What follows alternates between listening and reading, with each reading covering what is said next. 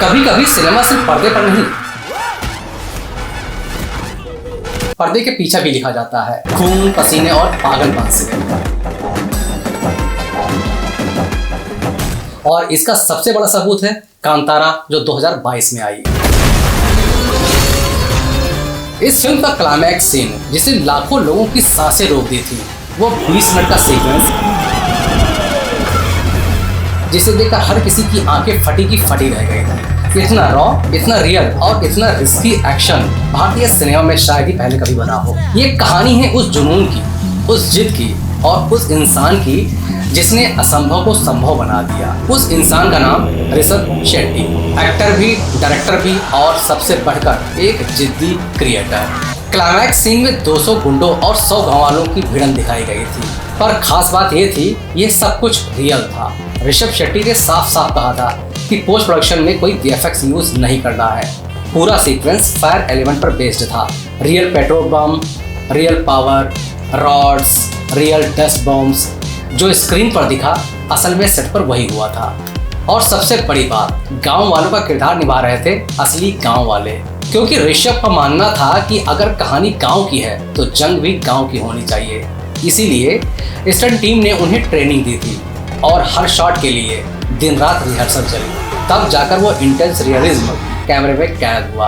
अब सोचिए, बिना अनुभव के लोग हाथों में फायर रॉड लेकर भाग रहे थे। गलती का मतलब बर्न, इंजरी और हादसा, और हुआ भी ऐसा ही। एक सीन में जूनियर आर्टिस्ट ने सच में ऋषभ शेट्टी की पीठ पर फायर रॉड से वार कर दिया। पीठ पर गंभीर जलन हुई। एक्चुअली उनकी पीठ जल गई थी, पर शूट नहीं रुका और ना ही ऋषभ ने कट बोला, क्योंकि वो शूट रुकवाना नहीं चाहते थे।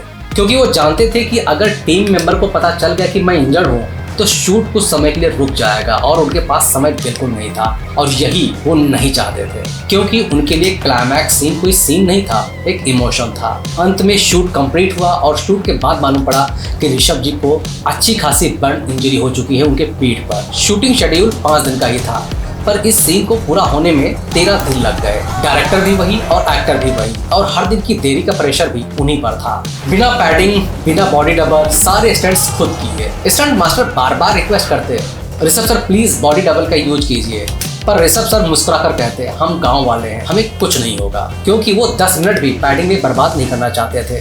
अब बात प्री क्लाइमैक्स की, जहां शिवा को सबसे बड़ा सच का पता चलता है और शुरू होती है एक और रॉ फाइट, इस बार बारिश के भी। अगर क्लाइमैक्स में आग थी तो प्री क्लाइमैक्स में बारिश और पानी।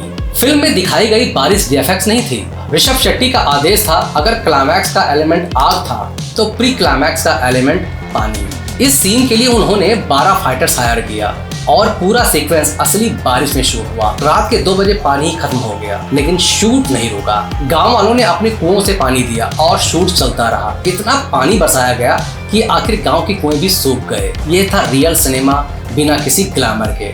वो 5 सेकंड का आइकॉनिक शॉट, जब ऋषभ शेट्टी 360 डिग्री फ्लिप करते हैं और कैमरा उनके साथ घूमता है। वो शॉट एक नहीं, कई रिटेक्स में जाकर परफेक्ट हुआ, लेकिन इसी दौरान उनका शोल्डर डिसलोकेट हो गया। उन्होंने हर स्टंट को खुद किया, no body double, no VFX, सिर्फ पेन किलर स्प्रे और रिलीफ जेल लगाकर। कांतारा सिर्फ एक फिल्म नहीं थी, वो एक जुनून थी, एक ऐसी कहानी जो कैमरे के पीछे उतनी ही गहराई से लिखी गई जितना स्क्रीन पर दिखाई गई। हर एक इंटेंस मोमेंट के पीछे था ऋषभ शेट्टी का साहस, उनका समर्पण, गांव की मिट्टी की खुशबू, और शायद इसीलिए इस फिल्म का क्लाइमैक्स भारतीय सिनेमा के इतिहास में हमेशा याद रखा जाएगा। अगर आपने कांतारा चैप्टर 1 BTS नहीं देखा है तो स्क्रीन पर आ रहे थंबनेल पर क्लिक कीजिए और उस पागलपन को खुद महसूस कीजिए। इस कहानी को आखिर तक सुनने के लिए बहुत बहुत धन्यवाद, तहे दिल से शुक्रिया, क्योंकि असली सिनेमा सिर्फ देखा नहीं जाता, महसूस किया जाता है। मिलते हैं नए वीडियो में एक नए फिल्म के साथ, तब तक बाय बाय, टेक केयर।